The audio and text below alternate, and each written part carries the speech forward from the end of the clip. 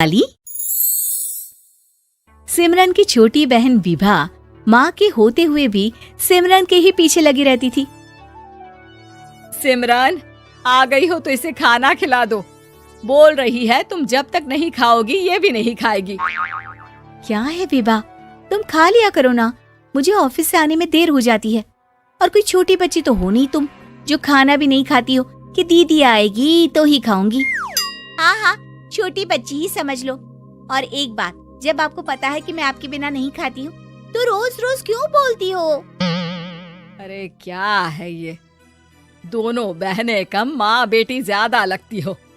अरे दीदी की शादी हो जाएगी तब क्या करेगी बोल? जब होगी तब की तब देखेंगे। मैं तो दीदी के साथ ही रहूंगी हमेशा। दोनों की शादी ऐसे घर में कर देंगे जहाँ दो भाई हो। खैर, मामला आया गया हो जाता है। एक दिन सिमरन के पापा जब घर आते हैं, तुम लोगों के लिए अच्छी खबर है। वर्मा जी है ना मेरे दोस्त, उन्होंने सिमरन बेटी के लिए रिश्ता बताया है।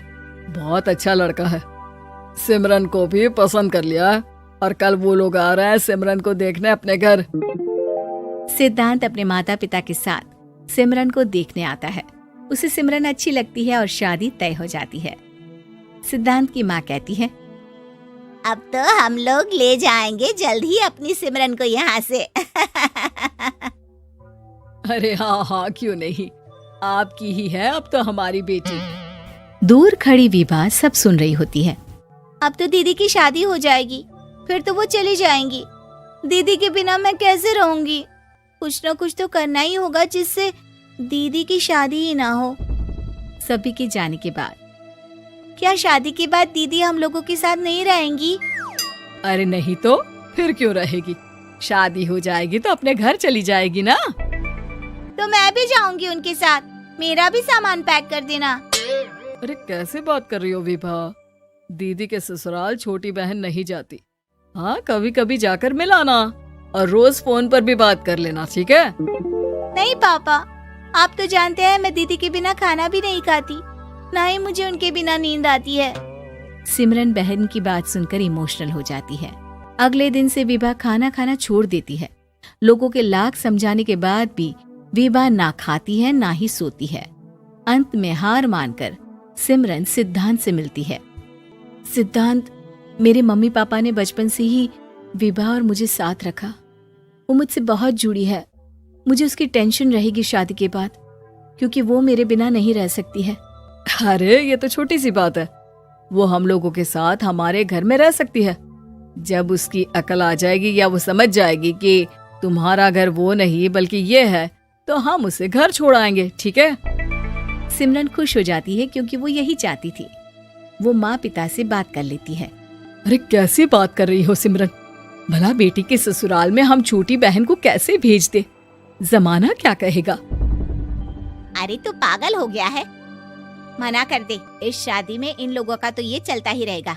कभी बहन यहाँ आ रही है, कभी वो बहन के पास जा रही है। अरे शादी हो रही है, कोई मजाक थोड़ी ना हो रहा है ना बाबा ना। माँ कैसी बात कर रही हो? सिमरन से मैं जुड़ाव महसूस कर रहा हूँ और इतनी सी बात के लिए इतनी अच्छी लड़की को कैसे छोड़ सकता हूँ? सिद्धांत की भी जिद होती है कि वो सिर्फ सिमरन से ही शादी करेगा, और होता भी वैसा ही है। सिद्धांत और सिमरन की शादी हो जाती है और दहेज में आ जाती है विभा। शादी के बाद बुआ सास कहती है,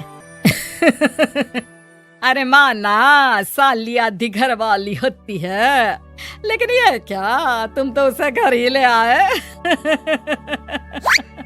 तभी चाची कहती है, सिद्धांत को तो हम लोगों ने सीधा समझा था, लेकिन सबसे तेज तो यही निकला। अरे देखो कैसे दहेज तो नहीं लिया, लेकिन साली पर कब्जा कर लिया। सिद्धांत ने इस और तो सोचा ही नहीं था, लोग उन लोगों के बारे में ऐसी भी बात करेंगे। वो वहाँ से चला जाता है और चुपचाप अपने कमरे में लेट जाता है।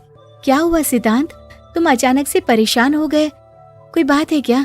अरे नहीं नहीं, वो थक गया था ना, शादी की सारी तैयारी और रस्मों के बीच, सोच रहा हूँ थोड़ा आराम कर लूं। हाँ ठीक है, आप लेट जाइए, मैं विभा का बेड लगा देती हूँ जमीन पर। क्या वो यहाँ सोएगी? हाँ, बताया तो था कि उसे नींद नहीं आती मेरे बिना। तो तुम आराम से लेटो ऊपर, हम लोग नीचे बिछा लेते हैं। अरे नहीं नहीं, तुम दोनों आराम से लेटो ऊपर, मैं माँ पापा के रूम में जा रहा हूँ। सिद्धांत वहाँ से दूसरे कमरे में चला जाता है, जहाँ सिद्धांत के पिता उससे कहते हैं, क्या बात है बेटा, तू उस कमरे में क्यों नहीं सो रहा? बहू से लड़ाई हो गई है क्या शादी के पहले दिन ही? अब नहीं पापा, वो दोनों बहनों को बात करनी थी और मुझे नींद आ रही है, तो मैं यहाँ सोने चला आया। अगले दिन सिद्धांत तैयार होकर ऑफिस जाता है। ऑफिस में लंच के वक्त दोस्त कहता है, क्या बात है सिद्धांत, इतना सारा खाना एक ही दिन में? हाँ यार, वो सिमरन को खाना बनाने का शौक है तो उसी ने बनाया है। यार हम लोगों की तो सिर्फ एक ही बीवी है, इसकी तो दो है ना। सिद्धांत को गुस्सा आ जाता है। कैसी बात कर रहा है तू? अरे तू तो भाग्यशाली है जो बीवी के साथ साथ साली भी आ गई। अरे साली लोगों की तो आधी घरवाली होती है, तुझे तो पूरी की पूरी मिल गई। सिद्धांत का पारा अब 7वें आसमान में पहुंच जाता है। वो खड़ा होकर उस लड़के से लड़ने लगता है। हाँ, मेरी शादी में मेरी बीवी के साथ मेरी साली भी आई है, ये सच है, लेकिन सिर्फ कुछ समय के लिए, क्योंकि उसने सिमरन को बचपन से ही माँ की तरह देखा और यूं अचानक वो सिमरन से अलग नहीं रह सकती थी। इसलिए सोचो, अगर मेरी बीवी उसके लिए माँ का स्थान रखती है तो मेरा दर्जा क्या हुआ? तभी वहाँ बॉस आ जाता है। माफ करना सिद्धांत, यहाँ इस मेंटल लेवल के लोग हैं, जरूरी नहीं साली सिर्फ आधी घरवाली ही हो, कभी वो छोटी बहन तो कभी बेटी भी होती है। वेल डन सिद्धांत। सिद्धांत को अब ऑफिस में कोई कुछ नहीं कहता, लेकिन आस पड़ोस का वो तो वही हाल रहता है। सिद्धांत ऑफिस से घर की ओर आ रहा होता है कि रास्ते में उसे अपनी कॉलोनी का दोस्त मिल जाता है। क्या बात है, चेहरे की चमक बता रही है, शादी से बड़ा खुश है तू, क्यों? हाँ यार, अच्छी लड़की और अच्छा परिवार मिलना कहाँ होता है जल्दी आजकल। यार हमें भी दिला देना ऐसा परिवार जहाँ एक के साथ एक फ्री की स्कीम चल रही हो। सिद्धांत को फिर गुस्सा आ जाता है। वो दोस्त को मारने के लिए हाथ उठाता ही है कि वहाँ विभा आ जाती है। अरे जीजू, रहने दीजिए ना, ये लोग नहीं समझेंगे कि इंसानियत क्या होती है। ये सच है कि दीदी से कैसे दूर रहना, ये मुझे पता नहीं था।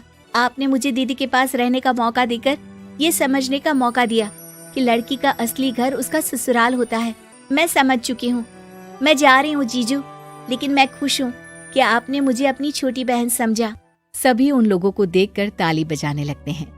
विभा अपने घर चली जाती है और सिद्धांत खुशी खुशी सिमरन के साथ रहने लगता है।